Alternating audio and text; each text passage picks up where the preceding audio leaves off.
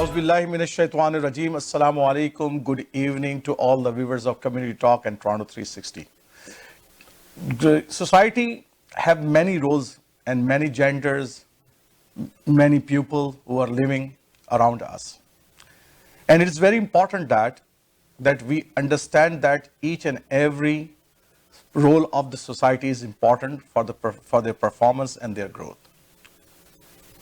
Youth are very special to any society, and the performance of the youth will show us how that community and that society is growing. Sometimes youth play a vital role and turn over the table and bring a revolutionary growth to the society. I have a very good example.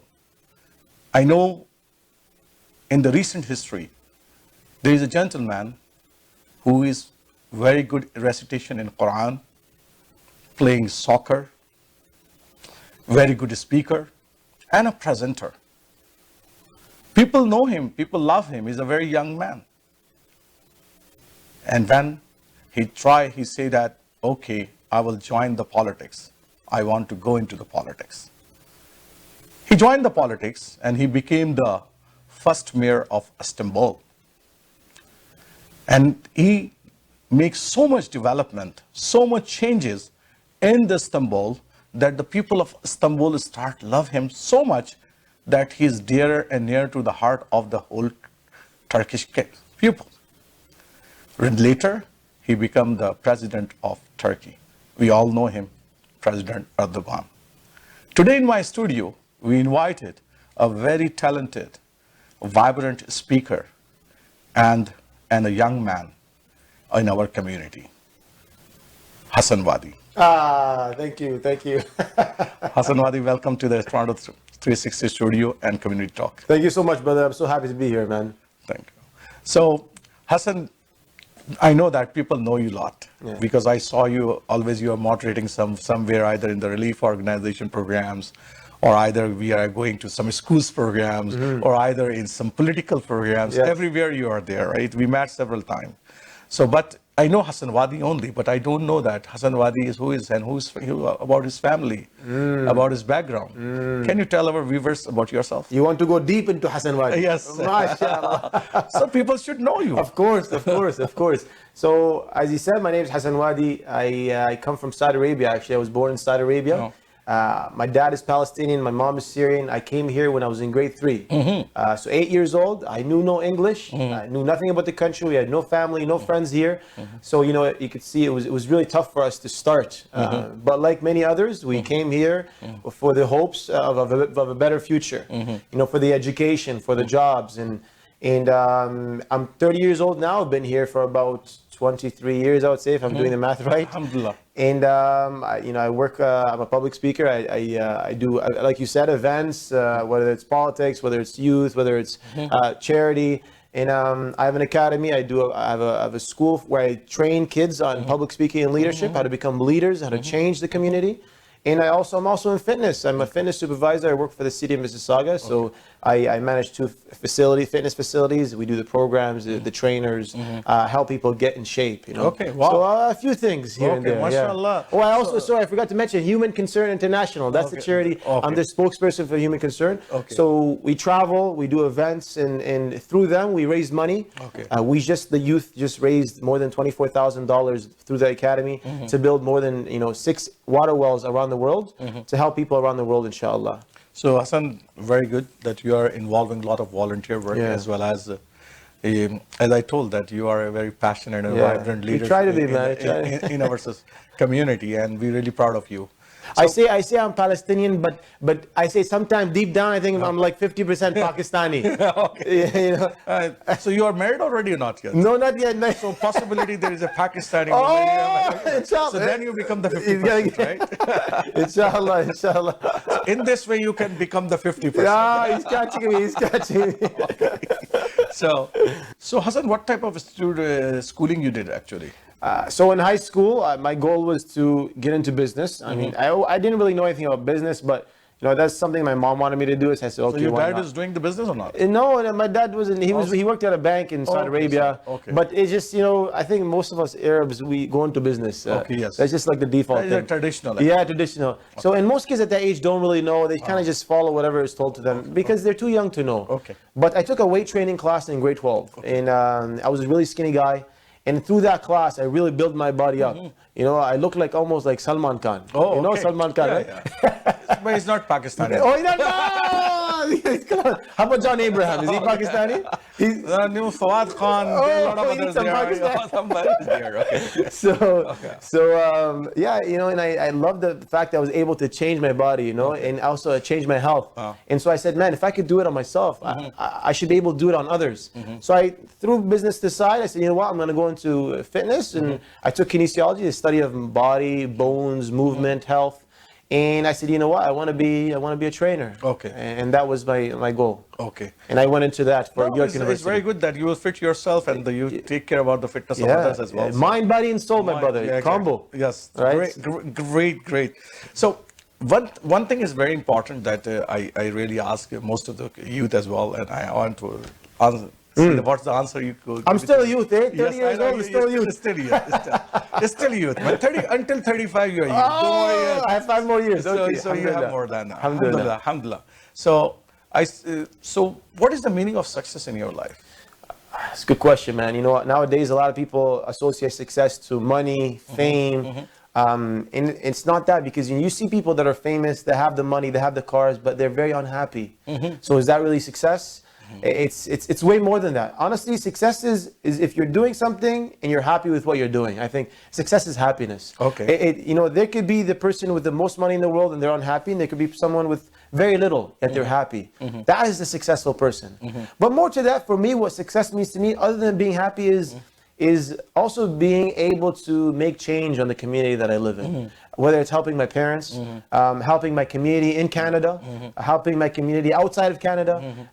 You know, that's why I try to teach the kids this. You know, when we raise the money to build the water wells, and we're building these water wells in Pakistan, India, you know, in Palestine, in different countries, because I want to teach them that the key to success is not just working on yourself, but it's also helping others and working on others. So I think that is, to me, that's what success is being happy, and you know, succeeding within your field, but also not just making money and worrying about yourself, but also giving back to others around you. Wonderful answer. Thank you, Hassan. So tell me that, because we are thinking that you have to be very smart as a kid, right? In the class, you're taking always a very shining student, taking the grades, right? Then you are very successful in your life. How much impact is that? You know, I'll be honest, man. When I was in school, I wasn't the smartest kid. Okay. And I had students beside me that would beat me like no tomorrow when it comes to the grades. Okay. And I would work so hard, I'd end up with a B, B+. I'd be like, what's going on? And my friend here on the side of university would be partying all night, doing all the crazy stuff. And I'm at home studying, and then he ends up beating me. Okay. But at the end of the day, now school is done. We're looking at, you know, the different people, all the people that got 90s, people that maybe got 70s. At the end of the day, you try your best. You know, you have to do your best at whatever you do. But that's not going to determine your success, your grades. So I'm not saying you fail. You aim for your best. Try to do the best that you can. Get the best grades that you can. But know that you are beyond your marks. Yes. Yeah, you are You beyond have your to be marks. at least passed out. Good way. To pass. You have to get the degree. Yes. But it's not, if you're not, if school is not your expertise and you're not getting 90s and 100s, don't think that you're a failure and you're going to fail. Okay. There's other skills that are outside of school that you may discover after you're done school. For example, myself, I discovered speaking at the age of 27, right? All my success, a lot of it has come way after school, which I didn't even study it in school. Yeah. So we will definitely ask. So when we are talking about this, because most of the parents are thinking that if their child is not getting 90 plus or A plus, or he is not very successful in education, right? He not get that much grade, then he's not be successful. But in the common practice, I saw myself as well during my lifetime, during my studies age. Were you a 90 student? No, never. Mashallah, look now, he's on TV. So I was I was a very average student, right? All throughout my career. I never be a very extraordinary person. And I think so I'm quite successful in my life and happy as well. I think so what you too, like. man. That's the most important thing for me. But I get the answer from you. I get the answer 20 years before as well. The same answer that sometimes the grades are not important for your success. Sometimes the most important thing is that how you perform in the society in every way, right? Life skills. Life skills, Yeah. right? How you do you have a good network of the people? How you speak with the people? How you present yourself, right? Do you have a good thinking mind, right? Gold. Right. You have those type of skill set, right? You're a good writer. You're a good speaker. Those are all combined things. Communication skills, you're saying, pretty much, Communication yeah. skills, yeah. And the other thing is that you have a good faith too, right? So that's important too. Right? Believe. Yeah, it's your foundation. Foundation. Because if you not believe yourself and you not trust yourself, you're not successful. Right. So this is one thing which is, Yes. I think, very common to. I find it out from you. I find it out from the other students as well who are coming here. Of course. Our youth, and so I think that's very common things that everybody pursued in their life. Right. So now my next question is actually what a very interesting question, and that's the question also very common question that I ask to the most of the youth who are coming here. So what are some common challenges that every youth in Canada is facing, especially in our community? Just any youth or Muslim youth? Muslim youth. Muslim youth. Okay, Muslim youth. It's a tough one. And you also face. Yeah, of course, because I was in high school and I was in university, and it's tough, honestly. You go in school and you see all the different things, all that the life has to offer, you know? Yeah. And you're a Muslim, you know? Yeah. You got to pray 5 times a day. You got to lower your gaze. You got to keep it halal. And the haram is everywhere, man. What do you do? And at the same, so it can become a really struggle to maintain your identity. Okay. To stick to who you are and your beliefs, because everyone around you seems to be taking you in a different direction. Okay. I think that's why parents really have to work on raising their kids from a young age with this belief of Islam, you know? Okay. Because I think after like 15, 16, it's very hard to control. Yeah, I know, because I'm teaching youth, and anybody above 15 usually they sit back and they think they know it all. Yeah. They don't want to listen. Because they believe that. Yeah, they believe that. You said believe. Now, not all of them, but I'm just saying generally it becomes harder. Yes. So you got to start from a young age.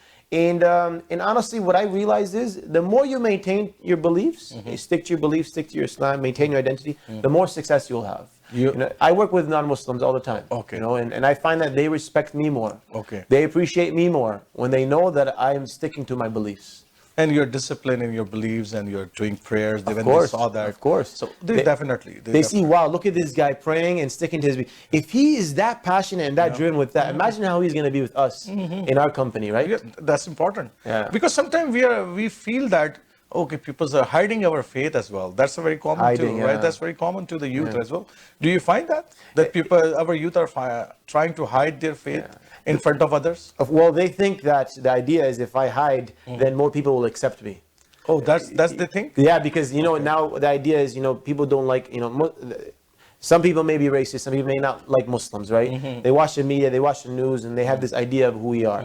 So if I show who I am, then I may not get the job, then I may not make the friend, then I may not make the school because of my faith. Now, is this true? I don't believe it's true. Okay. I don't believe it's true. I believe that Allah has control over all things.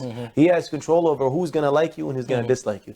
Make Allah happy, and Allah will make the people on this world happy with you, no matter who they are. Yes, and we are living in a very diversified society, right? And we have a lot of other faith people that are studying with us, working with us, right? So it's because this is, I found that I want to confirm from you as well, that that's one thing I find that some of the kids, some of the youth and some of the adults told me as well that they are trying to hide their faith in front of others while they are studying in this university. They don't want that people know them, they are Muslims. It's shy to pray. Yes. It's unfortunate. Right. And unfortunately, MSA is not very good in the universities that they will cater all those students who are going to them and do something. Yeah. So did you join the MSA during your studies? To be honest with you, I did not join the MSA. Didn't you? I was not part of the MSA. Okay. But I was there in university. Every prayer, I was there in the prayer section. I was praying. I was, I would say, I was kind of like just I prayed, I did all my things, I stayed away from haram, but I wasn't so into it until after I left university. I became more and more serious. Started praying in the masjid. But in university, in high school, I maintained my basics. I prayed. Okay. So for all the youth out there, don't think you have to become a sheikh, like because they think the idea, and then they run away. Yeah. Don't do too much, because then you'll leave it all at once. Same with fitness. I say people, if you want to lose weight, don't say I want to lose 100 pounds. Say I want to lose 5 for now, and then another 5, another 5. So you are saying that one of the common challenge that all the youth have is the identity crisis. Yeah. That's what you think. Right. So what should be our identity in the future? Our identity should be our beliefs, is our religion. So if you are a Muslim, that should be your identity as a Muslim, and that should be how Allah told us to live this life. So maintain that. Your identity could be other things as well. My identity now is, other than being Muslim, is Palestinian. Yeah, Palestinian. That's right. Palestinian, half Palestinian, half Syrian. Everything that I do, though, I was trying to think like, okay, me giving back, me doing this. It all goes back to my religion. So there's really not more. Islam covers everything. How we act, how we connect with others, how our relationships are, how we work. Even when working, when you're wasting time, Allah is watching us. This is the time that you owe to your employer. So it's like, if you maintain your Islam, you're pretty much covering all aspects of life. Okay. Yeah. So one more question I want to ask before we go to the break, and that is very important as well, to know us as well as our viewers as well. Of course. Because, so one of the challenge that all the youth facing, and I feel that inshallah our youth will play a very vital role, and there's a bright future of Islam in this country. How you feel?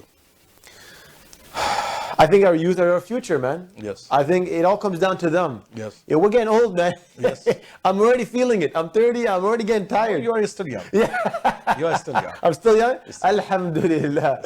But the thing is, we're getting older. Yes. And you know what? Our youth right now, they are our future. Okay. But it's up to us, whether we invest in them. It's up to us whether we believe in them. It's up to us whether we, give them the confidence to do whatever it is that they need to do. A lot of us, we don't think much of our youth. We think, oh, it's too much for this person, too much. I had a parent say, oh, my daughter is too young for this. I said, if you think she is too young, she is too young. Yes. If you think she is old enough, she is old enough. Exactly. They have the capability of doing so much. Exactly. They have the energy. They have the energy, but we have to believe in them. We have to give them the opportunities. So provide them with different experiences. Let's let them shine. Let's give them the space to shine. I was just at an event, Kidropreneur event in Milton, where we had 60 different vendors of kids and their businesses. Okay. There was a lady that organized this. It was not for profit, but she provided the platform for kids to come and excel and show their businesses. And these were kids as young as 7, as old as 19. Wow. So something like this is a good idea. It's an amazing idea, right? Because now we're encouraging, we're supporting them. This is what we need to do. Encourage them and provide them with a platform to grow. What's the name of the platform? Kidropreneur. That's the event. Yeah, wow. It's by Naeem's wife, actually, Aisha. Oh, wow. Aisha was the one that, Aisha and Naeem were the organizers in Milton that just put this together. We had the mayor of Milton. Don't know that. We had council. Now I know. Yeah, now you know about it. Yeah, it was amazing. It was amazing. Okay, let's take a break and we come back. So don't go anywhere, viewers. So we have a very important question with Hassan Wadi as well, that there are some challenges of our society, and we want to shine. We want to see that our youth gets shine in this society, and there are some challenges that need to be asked with Hassan. Don't go.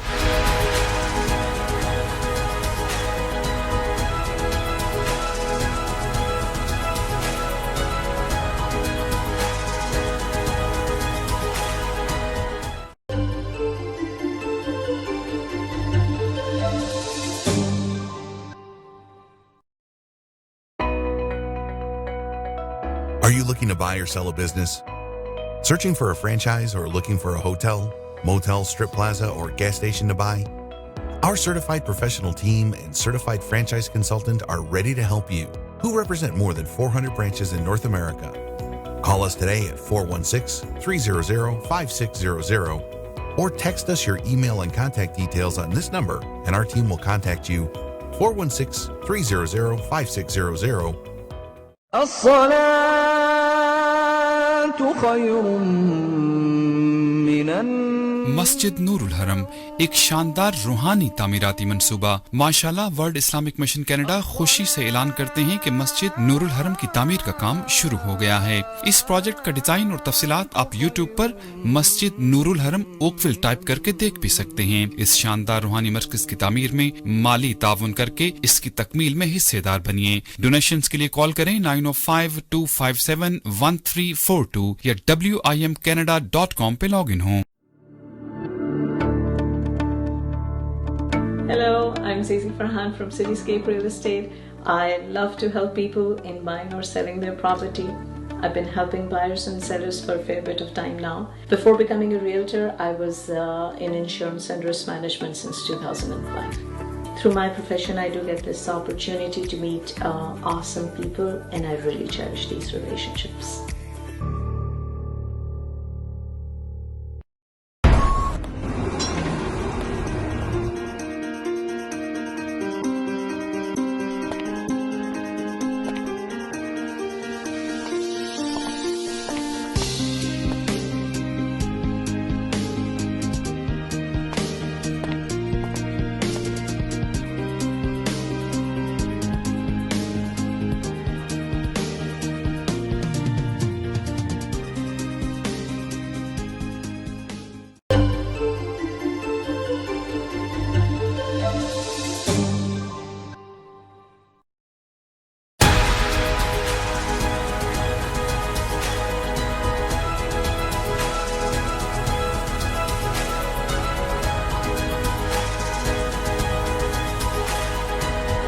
So welcome back, viewers, and we are talking with Hassan Wadi, and a very passionate and vibrant leader of our community. Hassan, welcome back. Thank you. Good to be back. Okay, Hassan, what point do you think that any young person have to decide that what career he have to pursue in his life? I think this is one of those things that is really pressuring on the youth, is figuring out what do I do? Where do I go? What's my degree? And they start thinking, at grade 11, I would say, time is ticking. Grade 12, they have to decide. And what I tell you guys is it's okay not to know. Okay. It's okay not to know. You're so young, you're not supposed to know, honestly. Okay. But from there, you do have to choose. You have to choose something. So I'd say choose something that you think you are most passionate about at that time. Even though at that time they may not know, but there may be some things that you like. For me, like I was saying, I took a weight training class in grade 12, and in that weight training class, I knew I loved fitness. Okay. So I went into fitness. I went into kinesiology. Okay. So if you have experienced something like that, do that. But it may not be at that moment. It may be at 20, 25, 27. Well, my recommendation for you is to discover what it is that you need to do, is try different things. Okay. Experiment. Okay. Go outside of your comfort zone. Take different courses. It is only through these opportunities you will learn who you are, what you like, what your strengths are, what your weaknesses are, and through that, you will find your passion, you will find your purpose. Yeah, but another thing is what the role of the parents in this one? Because especially in the subcontinent parents, we are pushing a lot to our children. Yeah, right? It's tough. Doctor, engineer. Doctor, engineer, doctor, engineer, doctor, engineer. Nothing else. Nothing else, yes. Yeah, you know what? It's tough. And our parents, I think we have to change this. Okay. I think it's changing right now. Okay, it's changing already. It's changing slowly. Parents, you have to allow your kids to do the things that they are passionate about. Now, I tell the kids, you may be passionate about something, but if it doesn't bring money, it doesn't make sense. You have to pay the bills. So although I say follow your passion, I say we have to be realistic. Yeah, realistic. We have to be realistic. Yeah, exactly. Because at the end of the day, you have to survive, man. Yeah, you have to marry, you have a kid, you have your own family. Who's going to pay for that? Who will pay for that? Because father is getting old, he's not going to be survive forever for you there. So children have to think that there should be a balance, right? Right. So they have to take the advice of the parent as well, right? Yes, of course. At a certain point. Listen to both. And I think make your parents happy, but at the same time, be true to yourself. Okay. So find that right balance. If your parents say, okay, look into this, look into it. Sincerely look into it. See if it's best for you. Pray istikhara. I know nowadays only people pray istikhara only for marriage, man.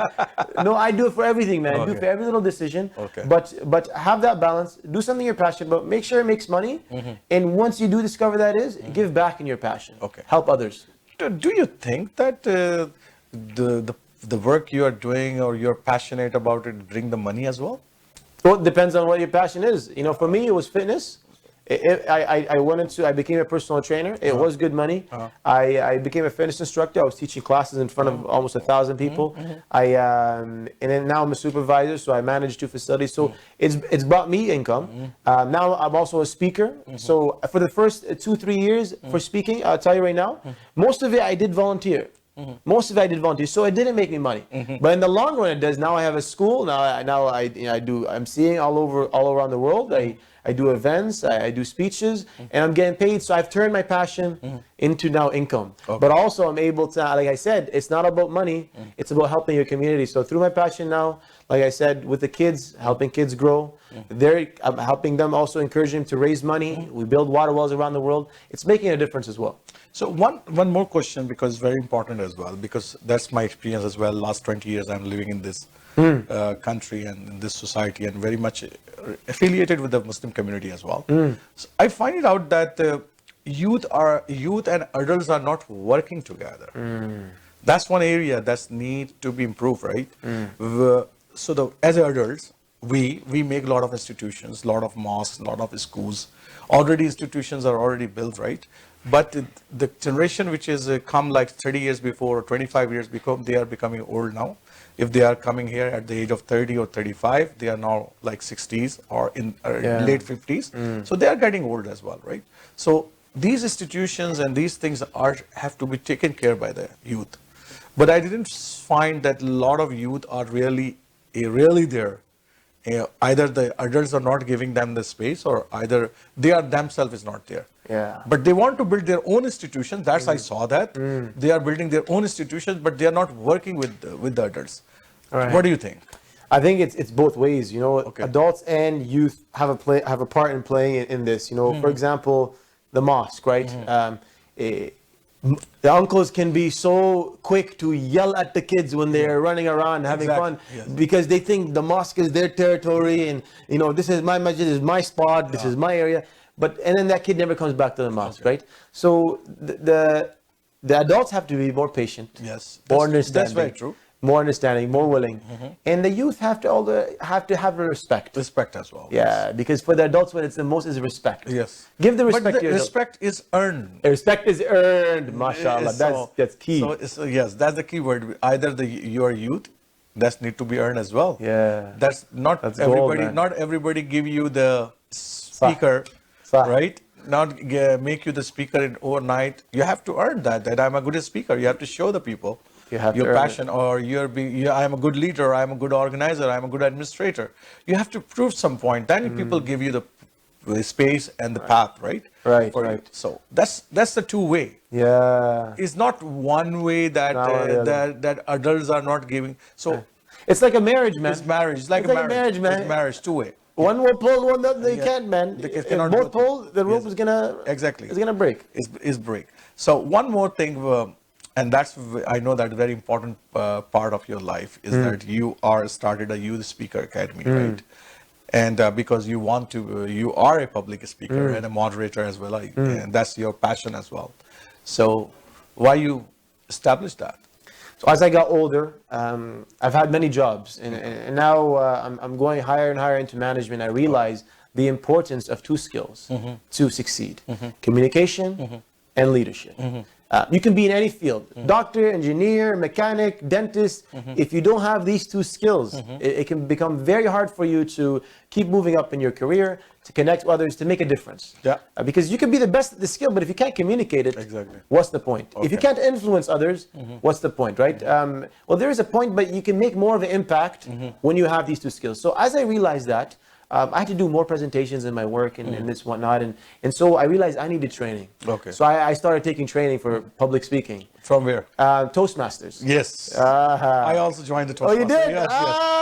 Which one did you join? I joined in the Scarborough Center. Scarborough, mashallah. Center, yes. So I joined the City of Mississauga Employees Toastmasters because I worked for the City of Mississauga. It was employees only, and I started getting really good at it. I joined competitions. I went provincially, facing the best in Ontario. I became the president of the City of Mississauga Club. I was, coaching and mentoring more than 25 City of Mississauga full-time employees. And then I realized how much this affected my career Okay, yes. and my success. Exactly. So I said, if this is such a key to success, to growing, to being the best version of yourself, how can I coach our youth from a young age so that they have this skill before they even get to become an adult, before they even get to teens, right? Start young. And so that's how it started. And now we have ages from 7 to 15 years old, developing skills, presenting, eye contact, body language, you know, Yes. all these things, teaching them. So you learn already from the Toastmaster. Now you're making a Muslim version, right? Yes, yes, okay. exactly. So no, it's a wonderful club. I know that. I joined it because I have a little hesitation to speak in English, right? That's why I joined it. Now you're a pro, mashallah. Yeah, Look at I'm you. trying. It's still very hesitant sometimes, because it take me like 10 seconds to start something. A jump start. I need a jump start. Yeah, subhanallah. So, tell me something that becoming a public speaker. What is the role? How much confidence you should be? You know what? I don't have that much confidence. I know, believe it or not, people look at me and say, man, you're so confident. How can you say that? But, you know, I've never had so much confidence growing up. I've always had to, I would say, work hard to make myself feel better. And even now, my confidence is not there. But what I've done to improve on that, to work on that, and what I teach the kids is, the good thing is confidence is a skill. Yes. So it can be worked. Yes. It can be improved. Yep. So as long as you know the right things to do, and a big part of increasing your confidence is practice. Yes, very true. Doing something over and over and over again. But one thing is important also, Hassan, Yeah. that if the person don't have the skill set of that, right? Either he want to be a speaker, but he don't have the skill set, right? Because there is something natural needed, right? Yeah, so you're saying talent. Yes, talent. You're right. Natural talent is needed as well. You're, right? of course. Yeah, so- What I tell the youth and even adults when I do my speaking, Yeah. a big part of my speaking is this topic: talent versus effort. I say to succeed, you need both. I mean, you can succeed with one or the other, but to fully reach your maximum potential, you need both. Yes. And someone with talent and effort, of course, they will be better than the person with just Exactly, effort alone. exactly. And so what I say is find your talent. If it's not speaking, then don't waste your time in speaking. Yes. Find what it is that you're good at. Find what it is that you excel in. But you need some skill set. And then of the improve your family. weaknesses. Yes. Yes. So exactly. if speaking is your weakness, then work on your talent while improving your speaking. So at least you have an adequate amount to survive or to do good. Don't have zero. But if you want to be 100% in speaking and your talent is not in speaking, it may be hard. Take an example. We have two very scholarly imam, right, in our society, right? And one person is no doubt about it. I know. I don't want to take the name. He is a lot of mashallah, knowledge and a lot of talent he has, right? And the other person is not knowledgeable. I don't find him as knowledgeable as that person, but he's a very good speaker, right? And he's a very good presenter. That's key. That's a very good presenter, right? So is that the people like his khutbah too much, but he don't like the khutbah of the other brothers, right? Yeah. Even the other brother had more knowledge. More knowledge, and he's have more scholarly grades and everything, right? So that's one thing is important nowadays, right? That today's world is a world of orator and presenter. That's I always say that. Today's world is not about knowledge. Everybody have a Google knowledge. We can go, we take the Google knowledge and then we improve, work on that one, do the presentation. Right. So this is one thing that I don't know, but knowledge is important as well. You True speak knowledge. wisdom. Yeah. True knowledge is You can't important. be just someone who just, fakes everything. Yes. But at the same time, if you have adequate knowledge or just good knowledge and really good speaking, that will make you above and beyond. That's inshallah. very true. That's very true. Yeah. So one of the question that importance of speaking and leadership in succeeding in work and life. Yeah, it's key because work and life involve a common thing is human interaction. And human interaction is, I would say, the number one thing in anything that you do, whether it's work, whether it's friends, whether it's building relationships. When I meet someone new, they are judging me in the first few seconds that they meet me. And they are judging me based on how I meet them, how I shake their hand, how I speak, my body language, my posture.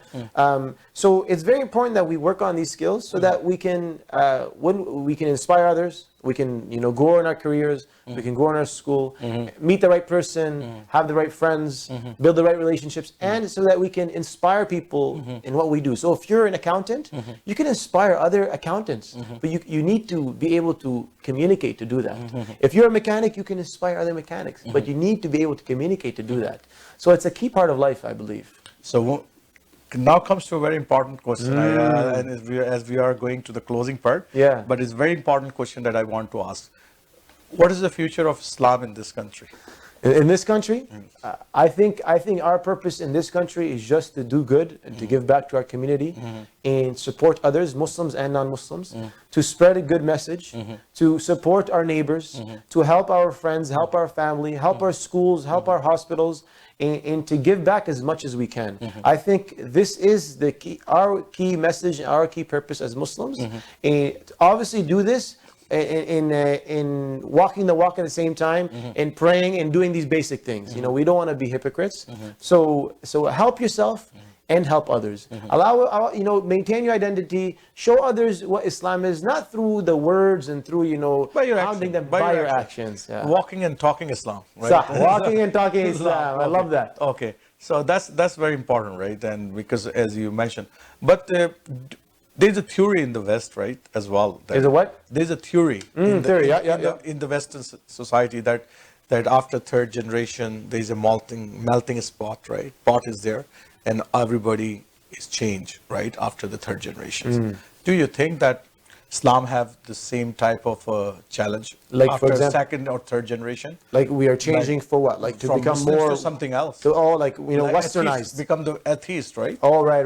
It's something else. The biggest challenge is atheism. Yeah. So the beauty about our religion is that it's for all days, all times, all years, all places, all locations. There is no excuse. Okay. And so there needs to be no part in our life where we change for the sake of the environment or for the sake of the location we're in or for the sake of the job that we get. Be who you are, stick to what you are, and maintain your faith, pray your 5 times, and know that Allah is watching, Allah has your back. As long as you make Him happy, He will make you happy, and He will make the people in the world happy with you. And what else do you want more, man? That's the best equation, my brother. Okay. Thanks to talk. Thanks to come to the Toronto 360. It's a wonderful talk to Thank you, Habibi.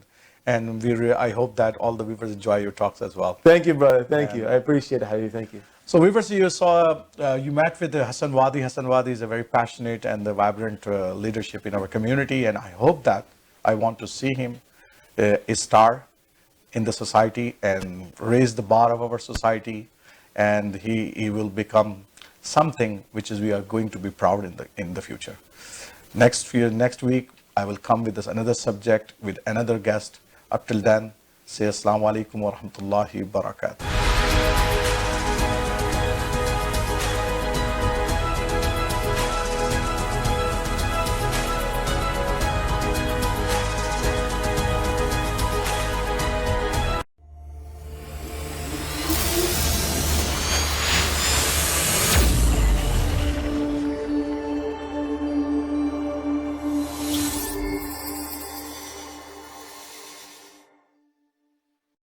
Hi everyone, I'm Shahid Khwaja. I would like to invite all realtors who are looking for success and right platform. Our core values are being a good human in every aspect of life. Family first, spending quality time with your family. Goal setting, how to plan your day, week and months. Execution is the key to success. Giving back to community. If you want to grow, call today. 416-662-3000 or shahid.ca. हमारा मानना है कि खानों से सिर्फ सेहत ही नहीं, रिश्ते भी बनते हैं। महसूस कीजिए देसी खानों की ताज़ा महक। Village taste, the true traditional Pakistani cuisine, जहां ना सिर्फ पाकिस्तानी रिवायती कढ़ाई और weekend breakfast and dinner buffet होता है, बल्कि विलेज का माहौल भी है। तजुर्बेकार पाकिस्तानी शेफ की बनाई हुई स्पेशल कढ़ाई और बारबेक्यू। एक बार पाकिस्तान के रिवायती खानों का मजा लेने जरूर आइए। पार्टीज और केटरिंग के स्पेशल पैकेजेस के लिए राब्ता करें 905-232-3663। Village test, 4141 Dixie road, Mississauga. Are you planning on buying, selling, or investing in real estate and looking for a reliable real estate broker? Then look no further. Call Noma today. List your home and start packing. Honest, reliable, and a top negotiator. Give your attention to Noma. Over 10 years of Canadian real estate market experience. Invest in new construction projects with day one price. Call Noma Bobber today at 647-962-0007. अगर आपका कोई भी car accident होता है तो आपको एक बेहतरीन लॉयर की ज़रूरत होती है और हमारे साथ मौजूद हैं champion David Himofarb. Hi, I'm David Himmelfarb, managing partner of Himmelfarb Brzezinski LLP. We are personal injury lawyers in Toronto, Brampton, all over the GTA. And we speak your language. We have a wonderful community liaison, Anjum Qureshi. आपका कोई भी car accident होता है हमें call करें 416-570-0157.